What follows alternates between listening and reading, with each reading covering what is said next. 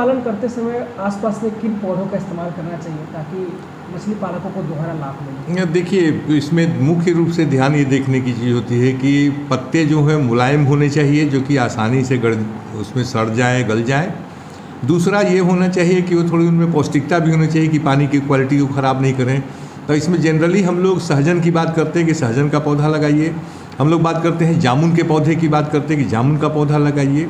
और इसके अलावा जिसमें कम पतझड़ होता है, जैसे कि हम कहते हैं कि आम के पौधे लगाइए। अब आम के पौधे पर भी बहुत सारे कीड़े मकोड़े आते हैं और वो कीड़े मकोड़े कई बार कालांतर में वो झर कर के गिर जाते हैं, टकरा कर के गिर जाते हैं और वो कीड़े जो है हमारी मछलियों के लिए भोजन, एक बढ़िया आहार का काम करते हैं। तो इस तरह के पौधे हम लोग लगाने का प्रयास करते हैं और ये कोशिश रहती है कि ये जो पौधे हमारे हों ये बहुत ज़्यादा तालाब में छाया भी नहीं करें, क्योंकि तालाब में भी धूप पर्याप्त मात्रा में आनी चाहिए। इसलिए इसको तालाब से थोड़ा सा हट करके, मतलब बिल्कुल एकदम उसके किनारे नहीं, सुरक्षा के दृष्टिकोण से भी अच्छा नहीं होता है, क्योंकि अगर मिट्टी दलदल हो गई, गीली हो गई तो पौधा गिर सकता है आंधी आने पर।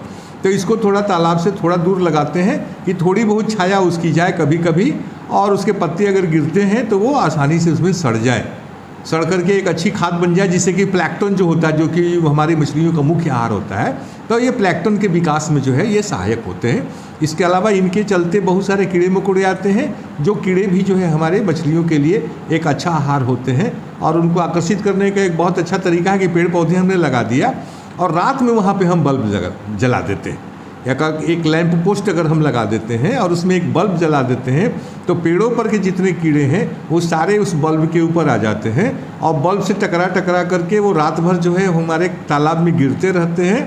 कीड़े का नियंत्रण भी हो जाता है और मछलियों के लिए प्रोटीन युक्त बहुत बढ़िया फ्रेश फूड जिसको कह सकते हैं, ताज़ा भोजन भी उनको मिल जाता है।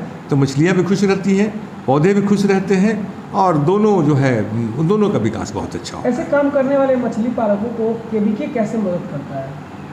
देखिए, केवीके की जो भूमिका है वो दो तरह की भूमिका है। पहली भूमिका ये है कि जो टेक्निकल स्टॉपेज, बैक स्टॉपिंग जिसको कहते हैं, कि तकनीकी रूप में कहीं पर भी कोई उनको दिक्कत होती है तो वो कृषि विज्ञान केंद्र अपने निजी स्रोत जो है हमारे बहुत सारे हमारे साथ जुड़े हुए वैज्ञानिक हैं, तो उनके सहयोग से हम उनके लिए तकनीकी सलाह जो है उनको हम देते हैं। दूसरा क्या है कि आवश्यकता पड़ने पर हम अपने विश्वविद्यालय के सहयोग से और अन्य संस्थानों के सहयोग से उनके लिए प्रशिक्षण की भी व्यवस्था करते हैं। तीसरा, अगर उनको कहीं बाहर जाना होता है तो उनको हम नामित कर देते हैं, जिसमें कि हमारे ज़िले में या हर ज़िले में आप कह सकते हैं कि एक आत्मा का कार्यालय होता है जो जिला कृषि कार्यालय से जुड़ा हुआ आता है। तो आत्मा के कार्यालय के द्वारा बहुत सारे एक्सपोजर विजिट राज्य के अंदर और राज्य के बाहर पूरे देश में होते हैं। तो मछली पालकों के लिए भी बैरकपुर है, सीफा है, बॉम्बे है, या फिर अपना पूसा में कृषि का जो विश्वविद्यालय है, वहाँ पर ढोली में मत्स्य कॉलेज है, फिशरी कॉलेज है। तो उन सब जगहों पे उनको भेजा जाता है जहाँ से कि वो एडवांस टेक्नोलॉजी सीख करके आवें और उसके बाद वो उसके आधार पर अपना जो है मछली पालन का कार्यक्रम करें।